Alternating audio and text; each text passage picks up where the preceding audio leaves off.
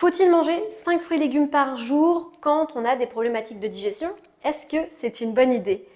Bonjour à vous et bienvenue dans cette nouvelle vidéo. Je suis vraiment ravie de vous accueillir puisqu'aujourd'hui je vais répondre à la question: est-ce que manger 5 fruits et légumes par jour correspond vraiment à tout le monde? Est-ce que c'est une bonne idée quand on a des problématiques de digestion, quand on a du ventre gonflé, des ballonnements? Est-ce que c'est vraiment la bonne solution? Alors si vous ne me connaissez pas et que vous me rejoignez pour la première fois sur YouTube, je m'appelle Coralie Béguin, je suis naturopathe et formatrice.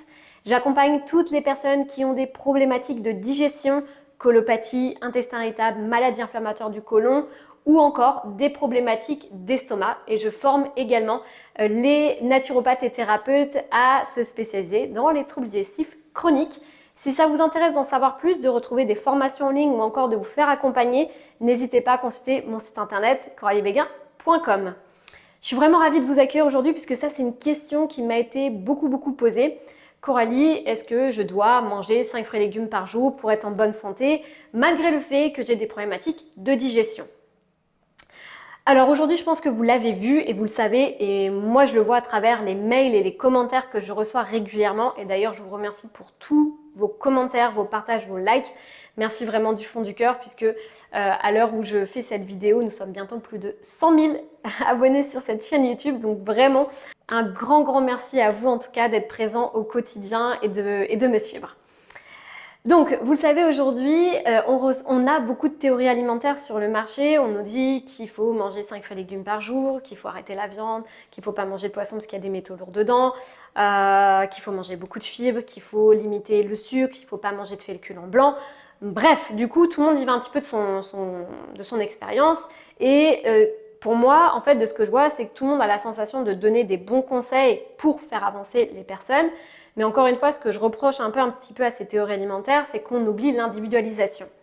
C'est-à-dire qu'on va dire à tout le monde, bah oui, il faut manger des fibres, bah oui, il faut manger des féculents complets, bah oui, il faut éviter la viande, éviter le poisson. Mais est-ce qu'on se pose vraiment la question de savoir si le conseil que je donne est adaptable à la personne qui est en face de moi et qui souffre de colopathie, d'intestin irritable ou encore de ballonnement? Donc aujourd'hui, je sais que vous êtes perdus, je sais que vous êtes à chaque fois vous posez la question de ce que vous devez manger par rapport à vos symptômes. Il y a quelque chose qui est très important, c'est de revenir déjà à l'observation des faits et ça, pour moi, c'est la clé de tout et j'insiste dans mes vidéos YouTube sur ça. J'en parle beaucoup aussi dans mon e-book. Si vous ne l'avez pas encore téléchargé, je vous remets le lien ici sur les 5 piliers de santé pour vous réapproprier votre corps et votre santé. Mais l'observation des faits, ça passe par qu'est-ce que vous faites dans votre quotidien qui vous engendre des problématiques de digestion. Première chose. On veut souvent importer une alimentation qui vient d'un autre pays parce qu'on a découvert qu'ils étaient centenaires grâce à cette alimentation-là. Et souvent, c'est ce que je dis, c'est que cette alimentation-là, elle est géniale sur cette île, notamment je pense à l'île d'Okinawa. Mais est-ce qu'on a pensé aussi à importer le mode de vie? Et souvent, non, on ne vit pas du tout de la même manière qu'eux. On n'est peut-être pas au bord de l'eau, à profiter du soleil, à méditer toute la journée, à ne pas être stressé par la pollution, l'environnement, etc. Donc c'est toujours intéressant effectivement de bien s'alimenter, mais il y a aussi différents cofacteurs qui vont faire qu'on est en bonne santé et qu'on digère bien. Il faut savoir aussi qu'au fil des années, depuis les années 1980, dans les études scientifiques, on nous montre que les enfants sont de plus en plus allergiques et intolérants, notamment par le fait qu'il y a un manque d'allaitement, que nos sols sont énormément pollués, il y a de plus en plus de pesticides, de fongicides, d'herbicides qui viennent aussi détruire et inactiver nos enzymes digestives. Nos enzymes digestives sont extrêmement importantes pour qu'on puisse digérer en fait les aliments qu'on met dans notre alimentation et aussi assurer un rôle aussi dans l'activation de l'acide chlorhydrique et de notre bile. Donc, à chaque fois on nous dit dans ces théories alimentaires, c'est bon pour vous, voilà, il faut faire ça. Eh bien moi j'ai envie de vous dire que manger 5 fruits et légumes par jour, si aujourd'hui vous êtes atteint de ventre ballonné, de colopathie, d'intestin irritable, d'alternance constipation-diarrhée, que vous avez des maux de ventre, ça ne va pas vous convenir. Parce qu'encore une fois, l'excès de fibres, et l'excès de fibres peut déjà être de 5 cuillères à soupe dans une journée pour des personnes qui ont un intestin qui est vraiment épuisé et qui est vraiment fatigué en fait. Donc, manger des fruits et des légumes, oui, c'est bien, c'est toujours mieux qu'un fast-food ou de l'alimentation industrielle, mais pour certaines personnes, si vous êtes dans ce cas-là, si vous êtes atteint de colopathie, d'intestin irritable, ça ne va pas vous convenir parce que votre intestin est déjà irrité, il est ce qu'on appelle poreux, ce qu'on appelle le leaky gut, et donc ça ne va pas lui convenir. Donc première chose. Deuxième chose, si vous êtes sportif, vous êtes en bonne santé, vous n'avez pas de problématique de digestion, alors les 5 fruits et légumes, bien évidemment, ça va vous convenir.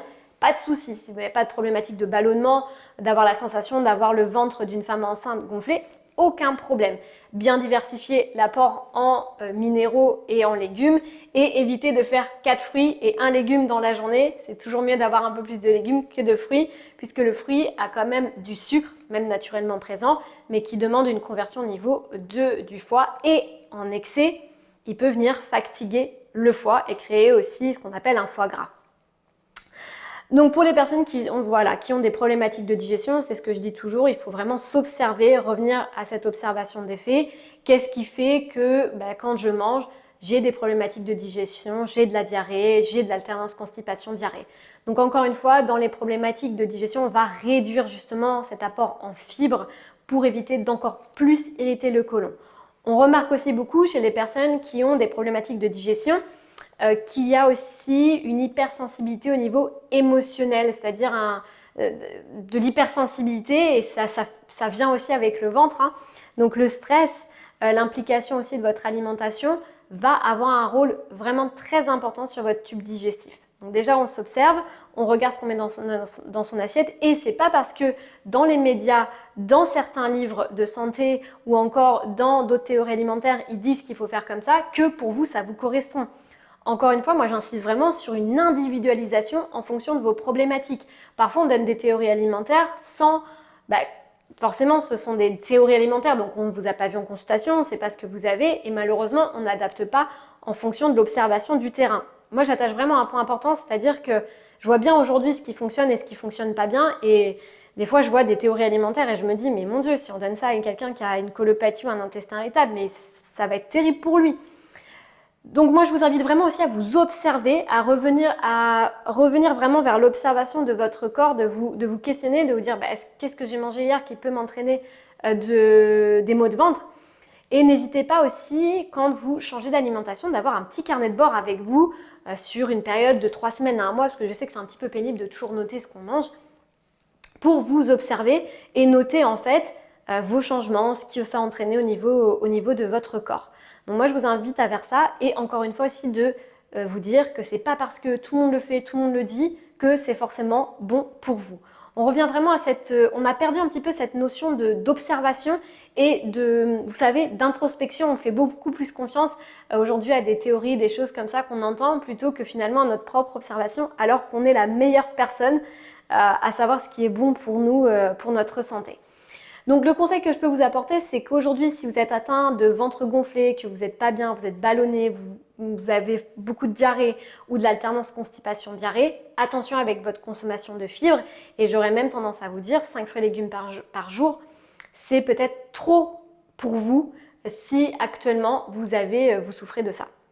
Je vais vous parler d'une petite anecdote que j'ai eue en consultation sur ligne il n'y a pas très longtemps d'une dame qui était atteinte justement de diarrhée chronique et de maux de ventre. Elle était diagnostiquée comme intestin irritable par le corps médical et elle me dit mais pourtant je mange sainement, j'écoute ce qu'on me dit, on me dit du complet, on me dit de faire attention avec ma consommation de pain, on me dit qu'il faut que je mange des légumes et des fruits, c'est ce que je fais et pourtant ça ne s'améliore pas. Et cette dame me disait mais moi j'en ai marre parce que je suis complètement perdue, un coup j'entends du blanc, un coup j'entends du complet, un coup j'entends du semi-complet, je ne sais plus ce que je dois faire pour ma santé. Et je comprends tout à fait, aujourd'hui je sais que vous êtes dans ce cas-là puisque je le vois tout le temps dans les mails, dans les commentaires, les personnes qui me disent ah bah oui mais moi depuis X années je fais comme ça, on m'a dit qu'il fallait que je fasse comme ça. Et comme je vous dis, à chaque fois on revient à l'observation des faits. Si aujourd'hui vous avez encore des symptômes, ça veut dire que l'alimentation que vous avez mis en place ne correspond pas à votre corps, à vous, à vos enzymes digestifs, à vos antécédents, à votre ventre, puisqu'on a tous un microbiote unique. Et donc, si aujourd'hui vous regardez cette vidéo et vous avez encore des symptômes, il faut revoir les piliers de santé et de digestion. Donc attention avec la quantité de crudité, de fibres, de fruits qui vont vous irriter le côlon quand ils sont pris en excès par rapport à votre capacité enzymatique de digestion si elle est dépassée. J'espère que cette vidéo vous a plu, j'espère que ça vous aura donné des clés pour avancer. N'hésitez pas à aller consulter les formations en ligne, notamment la méthode sur comment en finir avec le ventre gonflé et le ventre ballonné en 21 jours. Vous avez aussi une méthode avec un suivi sur comment comment en finir avec l'intestin irritable et la colopathie. Vous avez également aussi une formation sur soulager et accompagner sa maladie de Crohn et sa rectocolite hémorragique, et encore des ateliers en ligne notamment sur la détoxification du foie et du côlon, les problèmes de peau, ou encore comment booster son immunité de façon naturelle avec l'alimentation et les plantes. En tout cas, j'espère que cette vidéo vous a plu. N'hésitez pas à me rejoindre sur Instagram pour encore plus de conseils au quotidien. Moi, je vous embrasse très fort et on se retrouve très vite dans une prochaine vidéo.